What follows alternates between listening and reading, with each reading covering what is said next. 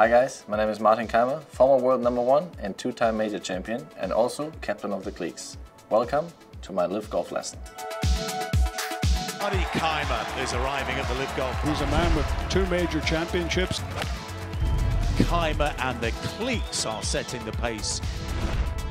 I already talked you through the high traditional bunker shot, but now we're going to do the chunk and run, which is also a very classic one.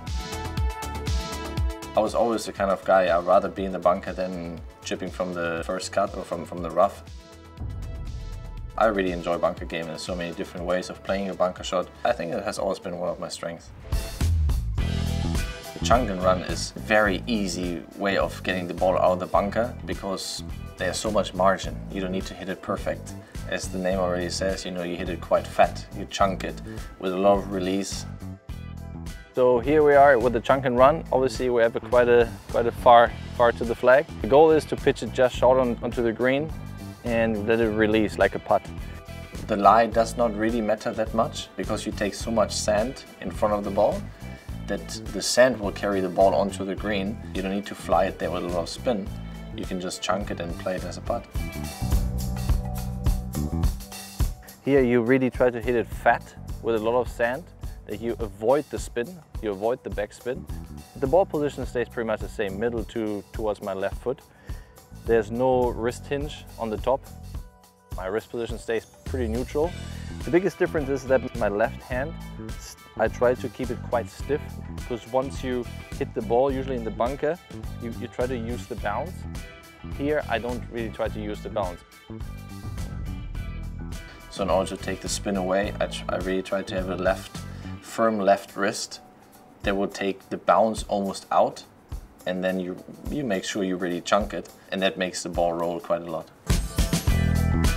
So same ball position, middle to left foot, and then I try to hit the ball maybe 2.5, 3 inches behind the ball, and then chunk it. With the chunk and run you can take any wedge, I would say, because you don't need to worry too much about the spin. You just need to worry about how high does it need to come out. If there's a higher lip in front of you, maybe you take a lob wedge. If there's very little lip in front of you, you can take a gap wedge or even a pitching wedge. You just need to make sure when you hit the pitching wedge, you open up the face a little bit, aim a little bit left again, the club face towards the target, because you do get a lot of rollout with a gap wedge and with a pitching wedge. You want to play the shot like a putt. Once it hits the green, you read really the line how you would putt it. And that's where I start my putt, that is where my ball should land. So let's say just on the green here is maybe 2 or 3 yards on the green, and then I still have 18 yards of green between my pitch mark and the hole. And this is my target, 2 or 3 yards on the green, and then play it like a putt.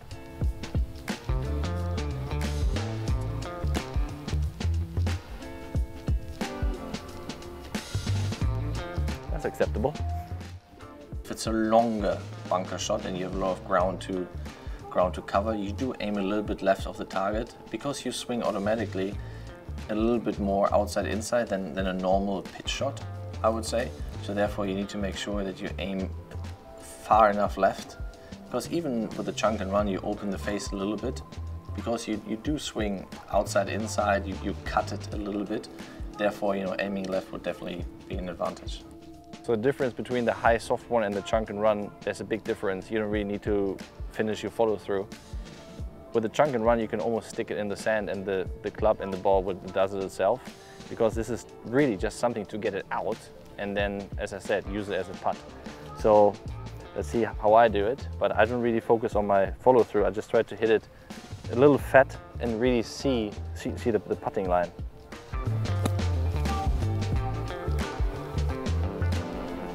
With this shot you could really see well that I really kept my left wrist fairly stiff, because I don't want that wrist hinge, I don't want to use the bounce. I want to just get it out and let it roll. They can be both. They can be fairly soft or they can be very firm. You just need to try it out what works the best for you. I know a lot of guys, they have very soft hands. They really let the club fall into the sand to lift the ball out of the sand, and then they let the ball roll that way. There's no right or wrong.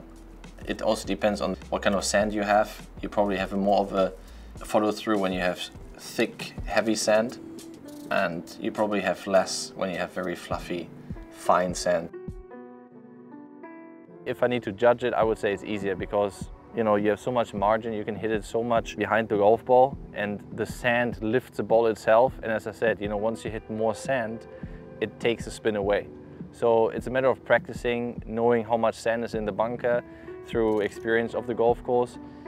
But the most important thing is pick your target on the green and then you adjust accordingly where you're going to hit the ball.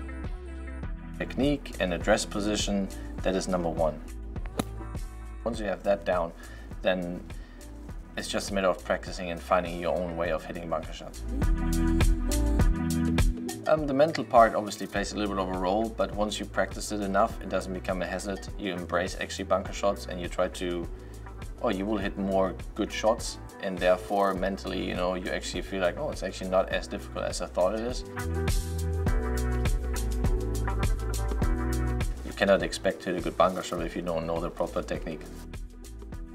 Maybe next time I hit it on purpose in the bunker instead of laying it way back there, because I become more comfortable and maybe even trying to hold some bunker shots. So that was the explanation of a chunk and run. Hopefully I could help you to drop the scores and maybe even holding some bunker shots in the future.